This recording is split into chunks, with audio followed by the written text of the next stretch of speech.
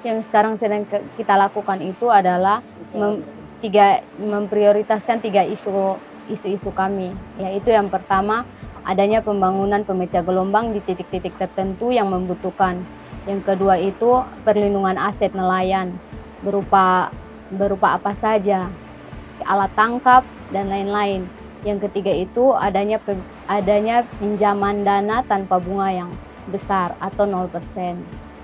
Yang terlibat di dalamnya ada perempuan nelayan dan juga ada nelayan tangkap dan yang lain-lain. Ya, kami juga bergabung dengan organisasi Pikul yang tentunya membimbing kami dalam organisasi baru itu, Majelis Nelayan Bersatu.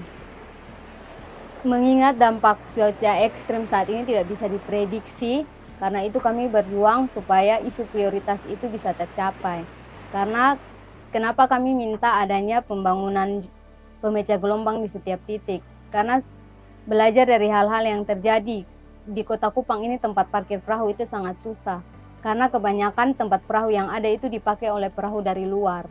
Yang kedua, kami meminta adanya perlindungan aset. Karena kami belajar dari apa yang telah terjadi setelah Seroja, kami kehilangan aset pencarian kami dan ternyata tidak ada satupun bantuan berupa perahu atau alat tangkap yang menyasar kepada nelayan itu sendiri. Yang ketiga, kami minta pinjaman tanpa bunga yang besar, karena otomatis kami akan meminjam untuk memulai dari awal. Kami butuh modal, dan kalau modal itu sangat besar, bagaimana cara kami untuk mengembalikan modal itu? Paling kami akan meminjam di tempat ini dan pinjam lagi di tempat lain. Otomatis tidak ada jalan keluar. Karena itu kami meminta adanya pinjaman tanpa bunga yang besar itu, agar bisa membantu nelayan-nelayan kecil pun bisa terbantu.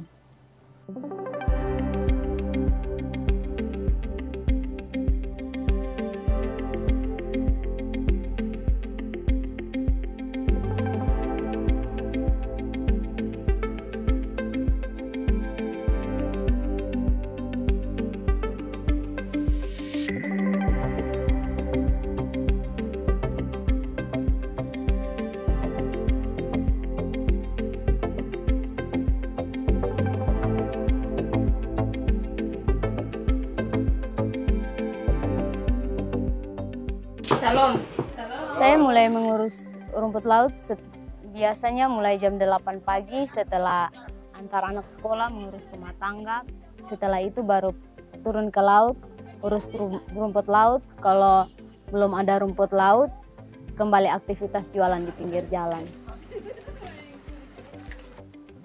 Biasanya waktu yang saya pakai itu ketika siang hari, biasanya orang orang mulai pulang kerja, pulang kantor itu mulai banyak pembeli.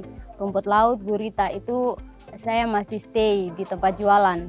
Tapi kalau ada kegiatan VCA, biasa saya titip pada teman-teman nelayan lain jualan saya. Setelah itu, setelah pulang baru saya lanjut sampai jam 10 malam. Kegiatan-kegiatan yang pernah saya ikuti itu ada meeting bersama dengan badan-badan BMKG mengenai cuaca ekstrim bersama kakak-kakak dari Pikul. Terus saya juga pernah ikut terlibat dalam pelatihan belajar mengenai jurnalisme warga, dan juga saya pernah terlibat dengan meeting room mengenai bincang-bincang bersama program C20. Mereka sangat support saya tentunya, karena selagi apa yang saya lakukan itu berkaitan dengan kebaikan nelayan, kepentingan nelayan sendiri, dukungan dari mereka itu sangat ada. Jadi saya tidak pernah kekurangan, karena sesama nelayan kami saling membantu dan mendukung demi kepentingan kami sendiri.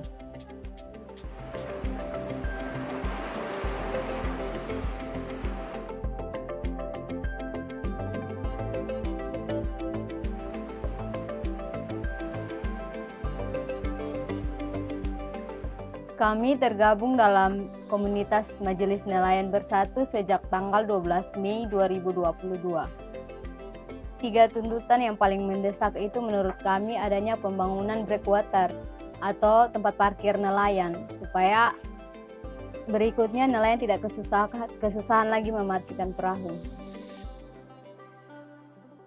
Hak yang menjadi prioritas itu yang pertama, hak hidup, hak atas pangan, hak perlindungan dan keamanan. Dalam hal ini, pemerintah harus bertanggung jawab atas imbas dampak perubahan iklim yang terjadi, sebagai bentuk pemenuhan hak terhadap warga negara yang dijamin dalam undang-undang. Sebagai perempuan, peran apa yang diberikan oleh seorang istri untuk mendukung? Kalau misalnya Om Dewa mungkin kan sudah paham nih tentang informasi BMKG, tapi kira-kira bentuk dukungan lain dari perempuan yang bisa membackup suami lah dalam kita dalam keadaan cuaca buruk ya, kita terus terang saja di sini selaku orang yang mana di lingkungan sini juga di RT32, kita pemerintah juga, kita juga ketua kelompok daripada angsa laut. Terus informasi apapun terkait cuaca buruk atau itu selalu dikirimkan melalui pesan grup beta. Jadi selalu kita istri tanyakan bahwa untuk kenyamanan dan keselamatan ketong semua yang ada di RT32 dan teman-teman nelayan yang lain, itu istri selalu menanyakan terkait cuaca. Jadi kita selalu musim-musim semacam ini ya, kita selalu dicek informasi cuacanya bagus atau tidak, karena itu salah satu dukungan istri terhadap lingkungan juga.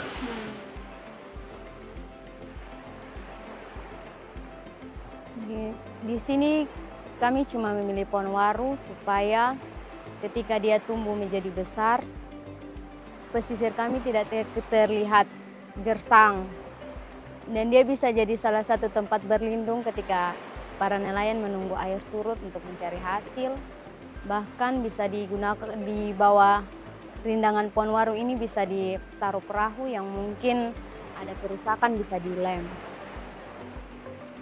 Kalau di pesisir kami, cuman kami yang menanam, tidak di pesisir lain. Pohon-pohon ini sudah ada sejak tahun 2004. Waktu itu saya masih ada di bangku pendidikan, karena saya sering main di laut, melihat para nelayan menanam, akhirnya saya juga ikut beserta untuk menanam pohon waru.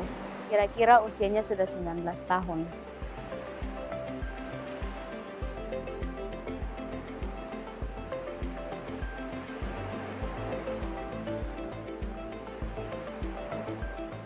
Karena kami tidak memiliki pemecah gelombang, kami menanam pohon waru supaya menggantikan pemecah gelombang tersebut. Supaya ketika ada gelombang besar yang langsung dari laut, mungkin tidak langsung menghantam pembangunan pembatas gelombang di bagian atas, tetapi masih terhalang oleh pohon waru yang kami tanam.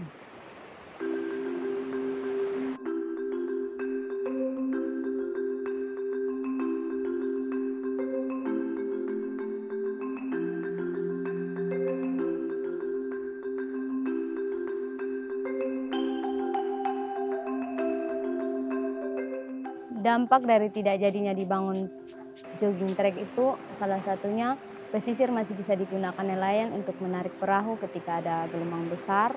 Terus bagi kami perempuan-perempuan nelayan, kami masih bisa mengikat rumput laut dengan jalan lurus langsung bertemu dengan pasir, tidak harus dari atas jogging track terus turun ke laut yang tentunya itu agak sangat sulit buat kita. Ketika ada musim badai, pastinya rumput laut akan terlepas. Dan ketika jogging track itu belum ada, kami masih bisa memilih ketika mereka rumput laut dibawa ombak ke pesisir pantai, lebih gampang untuk diambil. Terus untuk lingkungan sendiri masih bisa membantu organisasi-organisasi lain, bahkan kampus-kampus ketika mengadakan perlombaan sepak bola, mereka biasanya memakai pesisir kami untuk berlatih bola di situ. Kesadaran dari nelayan yang saya lihat di sini adalah lebih mau berjuang untuk mengangkat isu-isu kami, seperti kami ingin adanya pembangunan pemecah gelombang, bukan jogging track. Itu yang mulai membuat kami untuk bergerak mendekati organisasi yang mungkin bisa membantu kami. Contohnya seperti lewat dari organisasi Pikul, tentunya sangat bisa membantu kami. Kalau jogging track sama Kak, nanti dia bisa mungkin tampung ini gelombang yang gini besar, bisa naik sampai di atas jogging track juga. Cara saya pertama untuk mengajak teman-teman nelayan, yang pertama itu saya menggabungkan diri saya di dalam organisasi Majelis Nelayan Bersatu. Ketika organisasi itu terbentuk, saya mulai mengajak teman-teman nelayan, perempuan bahkan yang laki-laki untuk bergabung dengan kami, mendukung 3 isu kami. Ketika itu terjadi, saya percaya dan saya yakin tahun-tahun berikutnya nelayan tidak akan hidup dalam kesusahan. Kalau dari sisi pemerintah sendiri untuk sekarang itu belum ada aksi nyata dari pemerintah dalam hal membantu kami para nelayan untuk adanya pembangunan pemecah gelombang. Kami masih saja berusaha sendiri, bahkan kami masih berjuang sendiri.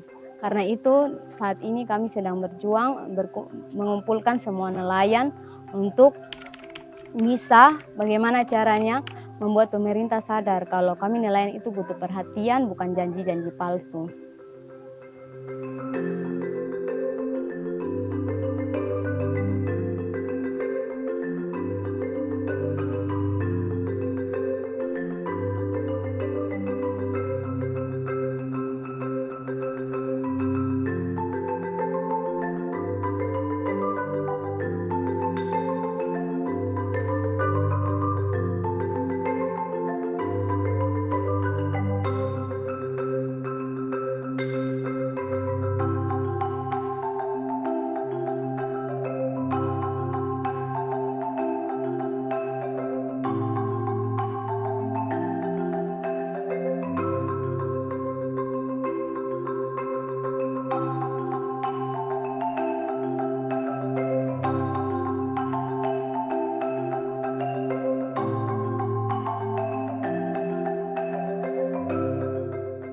Pengelolaan area pesisir itu menurut saya sangat penting.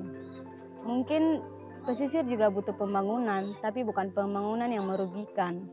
Yang kedua, kebersihan di pesisir itu sendiri.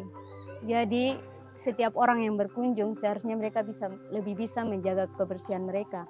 Sampah yang mereka bawa tentunya harus mereka bawa pulang juga, bukan ditinggalkan di pesisir kami. Karena otomatis itu akan menjadi mempengaruhi laut kami. Rumput laut yang kami ikat akan menjadi berpolusi bagi rumput laut yang kami ikat.